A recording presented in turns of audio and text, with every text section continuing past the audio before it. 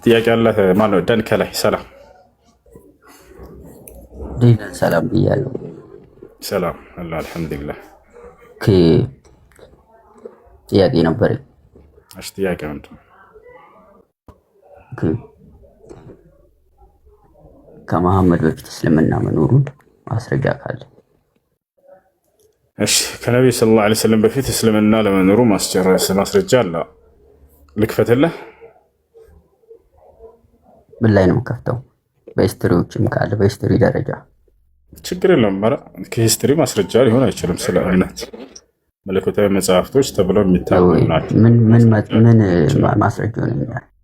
ሂስትሪ አንድ ግለሰብ ማን እንደሆነ ምን እንደሆነ የማይታወቅ አካል ምድር ላይ ተነስቶ ስለ መለኮታዊ እምነት የመናገር ስልጣን የለው። እነሱ ማስረጃ ይሆናል አላልኩም። እምነቱ መኖሩን ሰው መከተሉ አሁን ለምሳሌ በክርስትና ስትሄድ ክርስትና እምነት ተከታይ እንዳለ አለ አይደለ? ተከታዮች እንዳሉ ነገር ሂስትሪ አለ። በግልጽም የታየ የሚመሰከር ነገር አለ። በዛ አንጻር ክርስትና ማስረጃ የለውም። ስህተት ነው። ተሳስተ ክርስትና ሃይማኖትን ተከተሉ ያለ ነብይ የለም። ተሳስተሃል እያልኩ ነው። የጠየቅኩ ምንድን ነው እንደ ምሳሌ አድርገህ ክርስትና ስታቀርብ ጊዜ በዚያ ላይ ቁሜ ላወራህ ነው ነው ስልቶ ክርስትና ማስረጃ የለውም። ለምሳሌ ክርስትና አልከን ምሳሌ አደረግከውና እሱን ስንሄድ ጊዜ በሙሉ መጽሐፍ ቅዱስ ላይ ክርስትና ሃይማኖትን ተከተሉ ብሎ አምላክም አላዘዘም ነብያቶችም አላዘዙም እያልኩ ነው። የጠየቅኩ ግን አውቀዋል ያልኩ ያሉት አዟል አላዘዙም አይደለም ያልኩት። በኢየሱስ ክርስቶስ ማመን ላይ ወይም ደግሞ በዛ እምነት ላይ ቀድሞ የነበረ እንዳለ ሂስትሪዎች አሉ ነው ማለት በሃይማኖት ዘንድ በሌሎቹ ሂስትሪ ነው የፈለከው ወይስ መለኮታዊ መጽሐፍቶች ላይ ያለው ጥያቄ? በታሪክ ጸሐፊያን የፈለከው በዛ መንገድ አሁን ለምን ከመሐመድ በፊት መኖሩን የሚያሳይ ማስረጃ አንጣ ነው ማለት። ቁርአን ወረደ ስትል ቁርአን የወረደው ለማን የወረደው? ለመሐመድ ነው አይደለ? መሐመድ ብቻ እንደተቀበለም ነው የሚናገረው አይደለ? በመካ ያ በዛ መንገድ ከዛ በፊት ከመሐመድ አስቀድሞ ስለዚህ አንድ ነብይ በራሱ እንዲሁም ከዛ በፊት መኖሩ ችግር የለም። አንድ ሚዛኑ ላይ እናውራና ያስቀመጥካት ሚዛን ላይ ከዛ እንቀጥላለን። አንድ ነብይ ስለ ራሱ በራሱ መጽሐፍ ላይ መናገር አይችልም። ያ ተቀባይነት አይኖረውም ማለት ነው። የግዴታ ከእርሱ በፊት የነበረ መጽሐፍ መኖር አለበት አይደለ?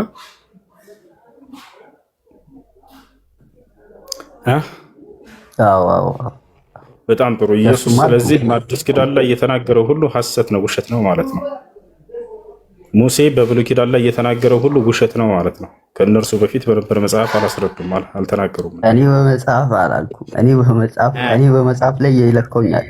መጽሐፍ ተነግሯል። አዎ መጽሐፍ ተነግሯል። በአዲስ ኪዳን ተነግሯል ብለኸኛል። በዛ መንገድ እነዚህ መጽሐፍቶች ብሉይ ኪዳን ለምሳሌ በማን ላይ ነው የተነገረው? በሙሴ በኩል ነው አይደለ? ያ ኦሪቶቹ በጣም ጥሩ። ስለዚህ ያ ተቀባይነት የለውም። ምክንያቱም ሙሴ በራሱ ያሉት እንደዛ አይደለም ሙሴ። እሺ እንዴት? አሁን ለምሳሌ አዲስ ኪዳን አለ አይደለ? አዲስ ኪዳን ብሉይ ኪዳን ብለን እናነሳለን አይደለ? ብሉይ ኪዳን አዲስ ኪዳን ስናነሳ በአዲስ ኪዳን እና በብሉይ ኪዳን ተመስርቶ እምነቶች አሉ አይደለ? የለም እምነት የለም። እዛ አላስተማሩም። ነብያቶች ስለ የትኛውም ሃይማኖት አላስተማሩም። ውሸት ነው።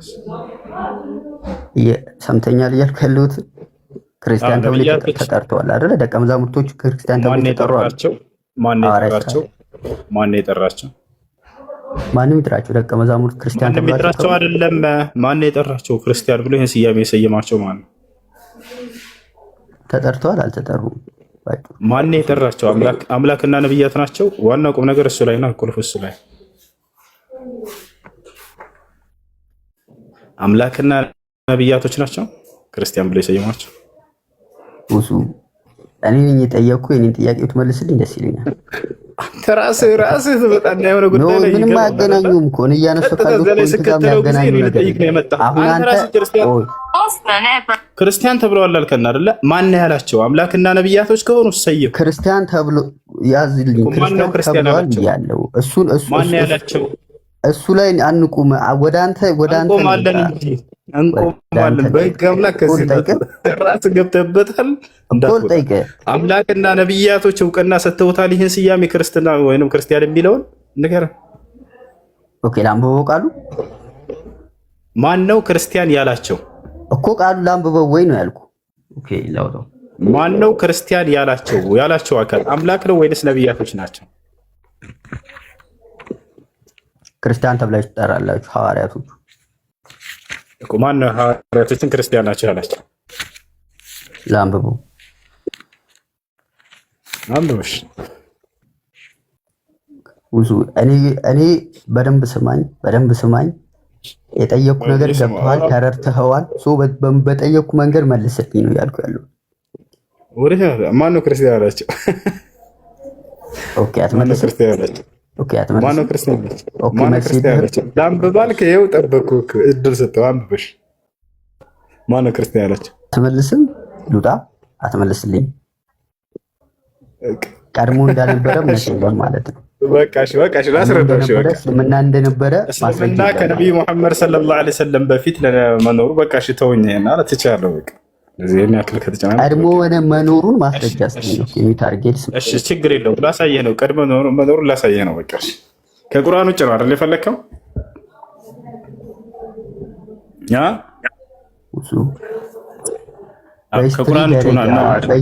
በሂስትሪ ደረጃ በእምነት በገዛ መጽሐፍህ ላይ ነቢያቶች ሙስሊሞች እንደነበሩ ቃል በቃል ወደኛ መጽሐፍ ቅዱስ አትምጣ።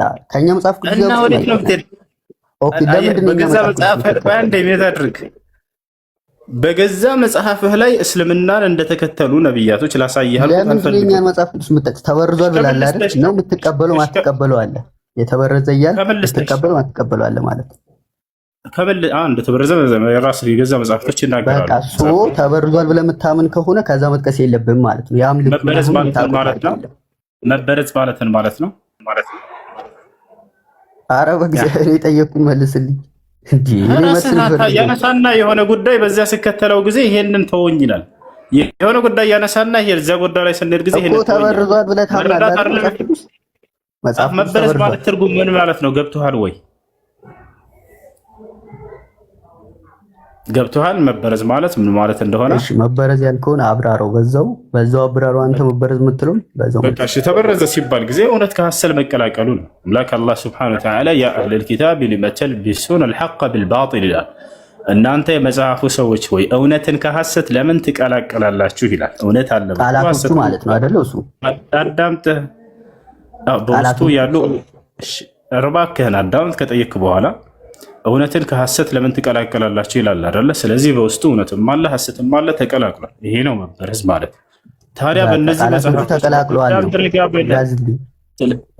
ባለፉት መጽሐፍቶች ላይ ስለዚህ አሁን በብሉይ ኪዳን ላይ ነቢያቶች ሙስሊሞች እንደነበሩ ቃል በቃል እስካሁን ድረስ ይህ አለ። ላሳይህ ወይ ያልኩህ ነው።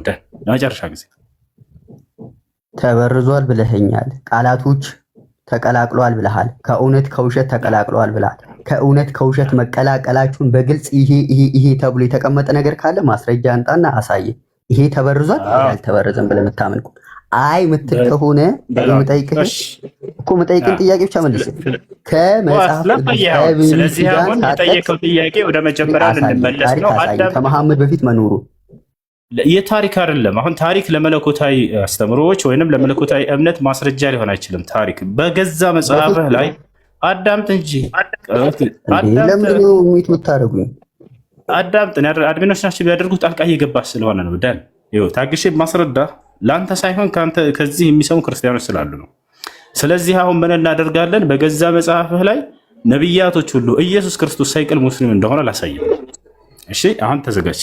ማስረጃ ወደ ማስረጃ። ስለዚህ ከመጽሐፌ ነው የምታሳየኝ እንጂ ሌላ የለህም ማስረጃ።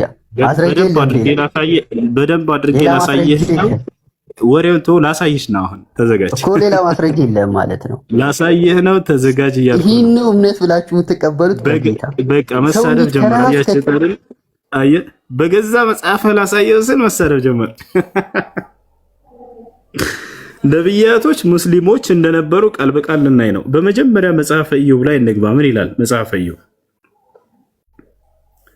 እሺ መጽሐፈ ኢዮብ ላይ ስትገቡ ጊዜ ምን ይላል? እንግዲህ ኢስላም ማለት ለአንድ አምላክ በብቸኝነት መገዛት ማለት ነው አይደል? አሁን እዚህ ጋር እንመልከት። መጽሐፈ ኢዮብ ምዕራፍ 22 ቁጥር 21 ላይ ተመልከቱ። ለእግዚአብሔር ተገዛ ይላል፣ ከእርሱም ጋር ሰላም ይኑርህ በረከትም ታገኛለህ ይላል። ለዚህ ለአንዱ አምላክ መገዛት ማለት ምን ማለት ነው የሚለውን ዕብራይስጥን ሄደን እንመልከተው። ብሉይ ኪዳን የተጻፈው መጀመሪያ በዕብራይስጥ ቋንቋ ነው። እንግዲህ ለአንዱ አምላክ መገዛት ማለት መጽሐፈ ኢዮብ ላይ እንግባ። ያው ገብተናል። ምዕራፍ 22 ላይ እንግባ። ቁጥር 21 ላይ እንገባለን።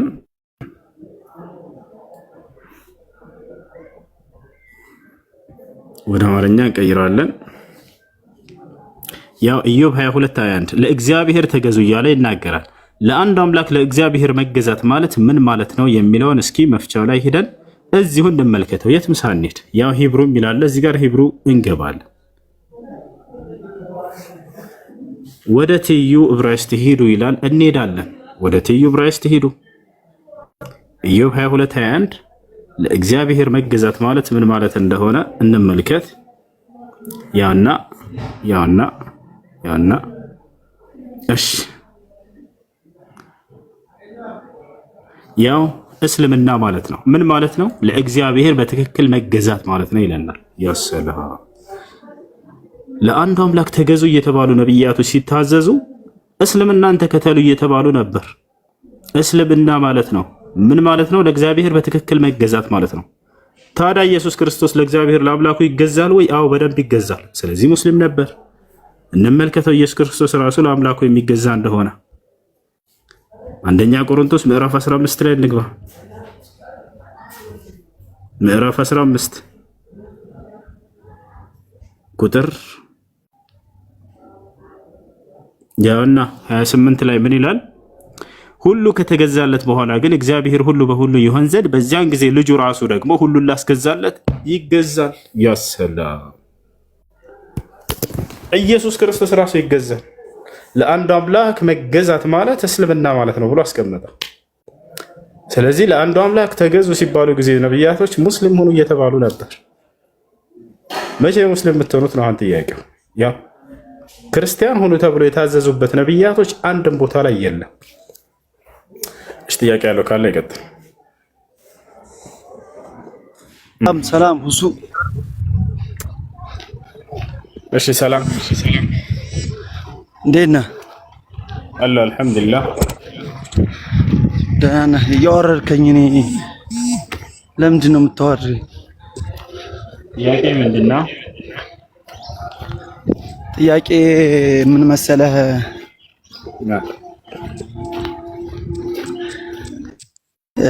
እንደው የሆነች ሐዲስ አላህና መላእክቱ በደመና ይመጣሉ የምትለዋን ነገር እስኪ እንዴት ነው የምታብራራልኝ? ምን አልከኝ? አላህና መላእክቱ በደመና የሚመጡት እንዴት ነው? እስኪ እችን እንዴት የምታብራራልኝ ፈልጌ ነበርና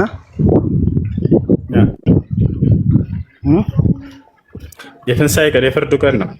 የትንሣኤ ቀን አላህ ሱብሓነሁ ወተዓላ መላእክቶችም ይመጣሉ። ኦኬ ነው አህመድ፣ እንዴት እንደሚመጡ ትንሽ ማብራሪያ ነገር እንብትልልኝ። ለፈስል القضاء بين العباد በባሮቹ መካከል ፍርድ ሊሰጥ አምላክ አላህ ሱብሓነሁ ወተዓላ ይመጣል። ይዛኔ ነው።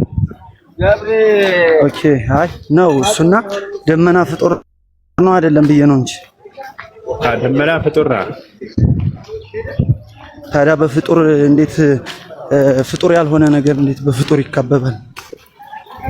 እርሱ እዛ ይከበባል የሚለውን ቃል የቱ ጋር ነው ያገኘው? ውስጥ የሚላለና ስለዚህ አላህ ሱብሓነሁ ወተዓላ እኛ ውስጥ እዛ ውስጥ ይከበባል የሚል ቃል አለና አንድ ላሳይህና ልክፈትልህ። እስኪ ክፈታት ለምን እንመልከት። እዚህ ጋር እንከፍታታለን።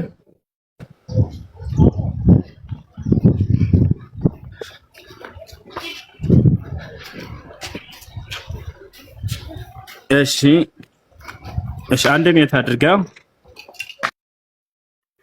ما ينتظر هؤلاء المعاندون الكافرون بعد قيام الأدلة البينة إلا أن يأتيهم الله عز وجل على وجه اللائق به سبحانه وتعالى في ظلل من السحاب يوم القيامة لفصل القضاء بين العباد وأن تأتي الملائكة وحينئذ يقضي الله سبحانه وتعالى فيهم قضاؤه وإليه وحده ترجع أمور الخلائق جميعا يعني ناكرا. الشيء قال أبو جعفر يعني بذلك جل ثناؤه هل ينظر المكذبون بمحمد صلى الله عليه وسلم وما جاء به إلا يأتيهم الله في ظلل من الغمام والملائكة. ثم اختلفت القراءة في قوله والملائكة الشيء لا في ظلل تأتي الملائكة في ظلل من الغمام ويأتي الله عز وجل فيما شاء. الشيء زبوتها لا يتناقر يالله ياو إمام الطبري منالو هل ينظرون إلا أن تأتيهم الملائكة عندي لسياتشو دمنا ملون ملائكة تشنو تناقروا إمام الطبري عند أمرنيان لا تعالى أمرنيان انترندي له سورة البقرة 200 وأنه أسر له 200 أسر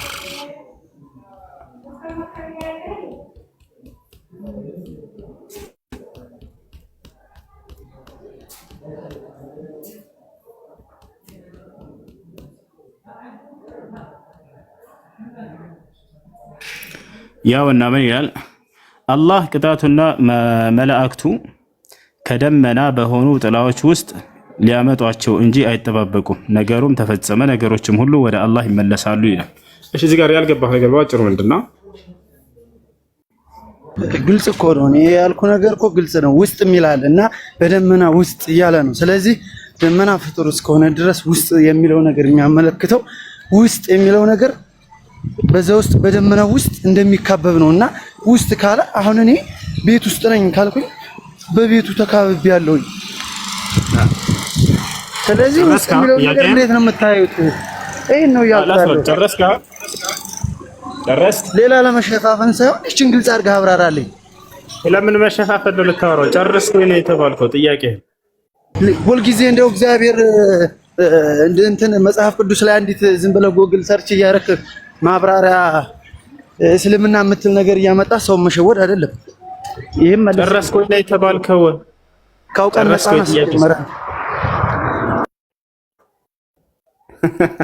ተሰርቦ መሄድ አይከብድም። ጠየቅ ጨረስክ ወይ? ባጭሩ ኢማሙ ጠበሪ ራሳቸው ታላቁ ሙፈሲር ምን አሉ? በደመና የሚለው መላእክቶችን አስመልክተው ነው ብሎ ተናገሩ። ደመና የሚለው መላእክቶችን አስመልክተው ነው። ሁለት አካሎችን አምላክ ማን አብሮ ያነሳል። ለምሳሌ አምላክ ተነሳ፣ መላእክቶች ተነሱ አይደለ? አላህና መላእክቱ ይመጣሉ በደመና ውስጥ አለ። ስለዚህ ደመና የሚለው ማንን ነው የሚመለከተው አሉ ኢማሙ ጠበሪ። ደመና የሚለው መላእክቶችን የሚመለከት ነው፣ አላህ ሱብሓነሁ ወተዓላ አይደለም ብለው ቃል በቃል ተናገሩ። ታቻል ያው ቅድም ተፍሲሩ ላይ ሳነብላችሁ እንደነበር ማለት ነው። አብሮ ሁለት አካል ስለተነሳ አብሮ ያ ነገር ይሆናል ማለት አይደለም። ደመና የሚለው መላእክቶችን ነው። ያው እንመልከት እሺ ምን ይላሉ ኢማሙ ጠበሪ? حدثني احمد بن يوسف عن ابي عبيد القاسم بن سلام قال حدثنا عبد الله بن ابي جعفر الرازي عن ابي عن الربيع عن انس عن ابي العاليه قال في قراءه ابي بن كعب هل ينظرون الا ان تاتيهم الملائكه في ظلل من الغمام قال تاتي الملائكه في ظلل من الغمام መላእክቶች በደመና ጥላ ውስጥ ሆነው ይመጣሉ ማለት ነው። ወያቲ الله አላህ ደግሞ ይመጣል ፊማሻ እርሱ ባሻው መንገድ ይመጣል። ገብታችኋል አይደል? ስለዚህ ደመና የሚለው መላእክቶችን የሚመለከት ነው። አንድ ወደ አማርኛ ቀይሬ ላሳያችሁ። ይሄን ልውሰድላችሁና ቅዱሳኖች ያውና ወደ አማርኛ እንቀይረው። ብፁዕ ቅዱስ አቡነ ጎግል ላይ ላስገባላችሁ ለእናንተ አማርኛ እንዲሆንላችሁ። በአረብኛ ያሸወርናቸው እንዳይመስላችሁ። ያው መላእክቶች በደመና ውስጥ ይመጣሉ። ሁሉን ቻይ የሆነው አምላክ ደግሞ እንደፈቀደ ይመጣል። ይሄን ይመስላል። መላእክቶች በደመና ውስጥ ነው ይመጣሉ። ሁሉን ቻይ የሆነው አምላክ ደግሞ እርሱ እንደፈቀደ ባሻው መንገድ ይመጣል ይላል። አይ ስለዚህ ደመና የሚለው መላእክቶችን የሚመለከተው ባጭሩ። ያ ጥያቄ ያለው ሰው አለ? እኔ አለ። እሺ ጥያቄ ምንድን ነው? ነብዩ መሐመድ አስፈራሪ ናቸው የሚል ነገር አንብቤ ነበር እና ከምንድን ነው የሚያስፈራሩት የሚለውን ለማወቅ። ከገሃነም እሳት። ሁሉም ነብያት ናቸው በነገራችን ላይ ሁሉም ነብያት ቅጣት እንዳይመጣባቸው ከገሃነም እሳት ሰዎችን አስፈራራ እያለ አላህ ቃል በቃል ይናገራል። ማለሳይ አላህ ቃል በቃል ይናገራል። ወአንዚር الناس يوم يأتيهم العذاب ይላል። ቅጣት የሚመጣባቸውን ቀን አስፈራራቸው መሐመድ እያለ አላህ ሱብሓነሁ ወተዓላ ይነግራቸዋል። ሱራ ኢብራሂም ላይ የአብርሃም ምዕራፍ ላይ እንግባ። የኢብራሂም ምዕራፍ ያው እና እዚህ ጋር የአብርሃም ምዕራፍ ይላል። እዚህ ጋር አላህ ሱብሓነሁ ወተዓላ ነብዩ ሰለላሁ ዐለይሂ ወሰለም ሲያዛቸው ይላል ወአንዚር ናሰ የውመ የእቲሂሙል ዐዛብ ይላል። ያው ሰዎችንም ቅጣቱ የሚመጣባቸውን ቀን አስፈራራቸው እያለ ከቅጣት ስለማስፈራራት እንደሆነ ይናገራል። እሺ አንዴ ስክሪንሾት ላድርገው እንደተንቀሳቀስ። ናይስ። እና ሌላ ጥያቄ ልጠይቅህ ይቻላል።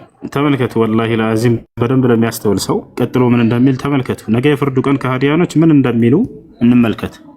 ሰዎችንም ቅጣቱ የሚመጣ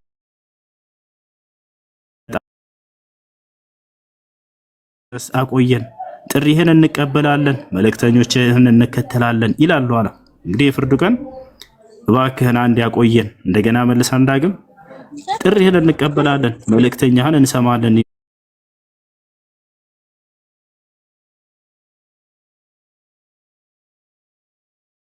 ይላሉ እያለ ይናገር።